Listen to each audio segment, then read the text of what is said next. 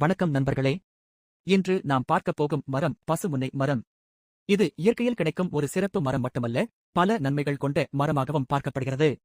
பசுமுன்னை மரம் பொதுவாக கிராமப்புறங்களில் காணப்படும். இதன் இலைகள் சிறியதாகவும் மரம் நடுத்தர உயரத்தில் வளரும். சில இடங்களில் இது மருத்துவ மூலிகை மரமாகவும் பயன்படுத்தப்படுகிறது. உடல் சூட்டை குறைக்க உதவுகிறது. தோல் பிரச்சனைகளுக்கு பயன்படுத்தப்படுகிறது. சில பாரம்பரிய வைத்தியங்களில் இதன் இலை, வேர் பயன்படுத்தப்படுகிறது. இந்த மரத்தை மாடுகள் விரும்பி சாப்பிடும் என்பதால் பசுமுன்னை என்று அழைக்கப்படுகிறது. இது மாடுகளின் ஆரோக்கியத்திற்கும் உதவுகிறது. இந்த மரம் சுற்றுச்சூழலுக்கு மிகவும் நல்லது. வீட்டின் அருகில் வளர்த்தால் காற்றை சுத்தமாக்க உதவும். நண்பர்களே, இந்த மாதிரி பயனுள்ள தகவல்கள் பிடித்திருந்தால் லைக் பண்ணுங்க. உங்கள் நண்பர்களுடன் பகிருங்கள். இன்னும் பல வீடியோக்களுக்கு சப்ஸ்கிரைப் பண்ணுங்க. உலகிலேயே மிக விலை உயர்ந்த மரம் எது தெரியுமா? அதுதான் அகில் மரம். வணக்கம் நண்பர்களே. இன்று நாம் பார்க்க போகும் மரம் அதிக வாசனை கொண்டதும் கோடிக்கணக்கில் மதிப்பு வாய்ந்ததும் அகில் மரம். அகில் மரம் பொதுவாக தென் ஆசிய நாடுகளில் வளர்க்கிறது. இந்த மரம் பாதிக்கப்படும் போதுதான் அதன் உள்ளே அகில் உருவாகிறது. மரத்திற்கு பூஞ்சை தாக்கம் ஏற்பட்டால் அது தன்னை காப்பாற்ற ஒரு கருப்பு நிற ரசாயனத்தை உருவாக்கும். அதுதான் அகில். மிகவும் அரியதும் விலை உயர்ந்ததும். அகர்பத்தி தயாரிக்க, பெர்ஃபியூம் செய்ய, ஆயுர்வேத மருந்துகளில் பயன்படுகிறது. 1 கிலோ அகில் மரத்தின் விலை லட்சங்களில் இருந்து கோடிகள் வரை இருக்கும். இதனால் இது லிக்விட் கோல்ட் என்று அழைக்கப்படுகிறது. அகில் மரம் ஒரு சாதாரண மரமல்ல. இது இயற்கையின் ஒரு பொக்கிஷம். வீடியோ பிடித்திருந்தால் லைக் பண்ணுங்க. சப்ஸ்கிரைப் செய்ய மறக்காத நண்பர்களே. இன்று நாம் பார்க்க போகும் மரம் மிகவும் பயனுள்ள ஒரு மருத்துவ செடி, தோதகத்தி மரம்.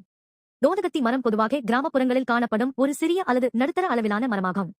இதன் இலைகள் சற்றே நீளமாகவும் பச்சை நிறத்தில் மென்மையாகவும் இருக்கும். இந்த மரத்தின் இலைகள் உடலில் உள்ள வெப்பத்தை குறைக்க உதவுகின்றன. தோல் நோய்களுக்கு சிறந்த மருந்தாக பயன்படுத்தப்படுகிறது. காயங்கள் விரைவாக ஆற இதன் இலைச்சாறு உதவும். வயிற்றுக் கோளாறுகளை சரிசெய்யவும் பயன்படுகிறது. உடல் நச்சுகளை நீக்குவதிலும் உதவுகிறது. இலைகளை நன்றாக அரைத்து பசையாக செய்து காயங்களுக்கு தடவலாம். இலைச்சாற்றை சிறிய அளவில் உட்கொள்ளலாம். மருத்துவர் ஆலோசனை அவசியம். கஷாயமாக தயாரித்து குடிக்கலாம். எந்த மூலிகையையும் அதிகமாக பயன்படுத்தக்கூடாது. மருத்துவர் ஆலோசனை இல்லாமல் உட்கொள்ள வேண்டாம். இயற்கையில் கிடைக்கும் இந்த மாதிரியான மூலிகைகள் நமக்கு பெரிய வரப்பிரசாதம். அவற்றை சரியான முறையில் பயன்படுத்தினால் பல நோய்களை தவிர்க்கலாம். இந்த வீடியோ உங்களுக்கு பிடித்திருந்தால் லைக் செய்யவும், நண்பர்களுடன் பகிரவும்.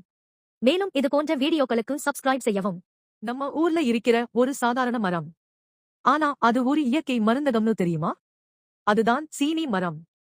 சீனி மரம் என்பது கிராமப்புறங்களில் அதிகமாக காணப்படும் ஒரு மரம். இது இயற்கை மருத்துவத்தில் முக்கிய பங்கு வகிக்கிறது.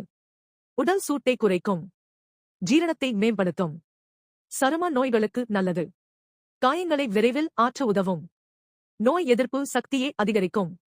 பயன்படுத்தும் முறைகள்: இலைகளை கஷாயமாக குடிக்கலாம். பட்டையை பொடியாக்கி மருந்தாக பயன்படுத்தலாம். விதைகளை சில மருந்துகளில் சேர்க்கலாம். இதை பயன்படுத்துவதற்கு முன் மருத்துவரிடம் ஆலோசனை பெறுவது நல்லது. இப்படி பல பயன்கள் நிறைந்த சீனி மரத்தை நாம பாதுகாக்கணும். நீங்கள் தண்ணீரில் நின்றாலும் பாதிக்கப்படாத மரம் பற்றி கேள்விப்பட்டிருக்கிறீர்களா? அதுதான் பால் சைப்ரஸ் மரம். தோற்றத்தில் இது சவுக்கு மரங்களைப் போல நேராக உயரமாக வளரும். இந்த மரம் ஈரப்பாங்கான நிலத்திலும் வறண்ட நிலத்திலும் சமமாக வளரக்கூடியது. ஆச்சரியம் என்ன தெரியுமா? தண்ணீர் தேங்கி நிற்கும் இடத்திலும் இந்த மரம் சுலபமாக உயிர் வாழும்.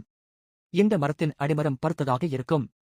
அதன் வேர் அமைப்பு மிகவும் வலுவாகவும் பரந்து வளர்ந்ததாகவும் இருக்கும்.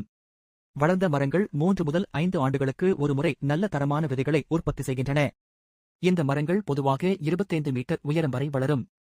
இயற்கைக்கு மிக முக்கியமான இந்த மரம் நீர்நிலைகளை பாதுகாக்கவும் உதவுகிறது.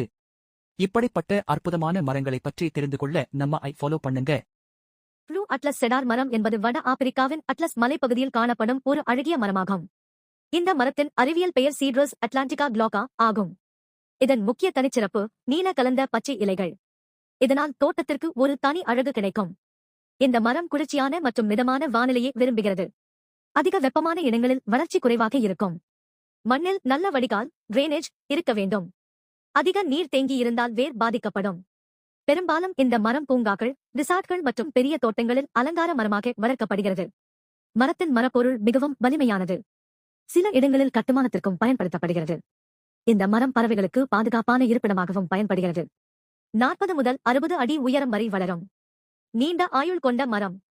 மெதுவாக வளரும் மர வகை. தோட்ட அலங்காரத்திற்கு சிறந்த தேர்வு.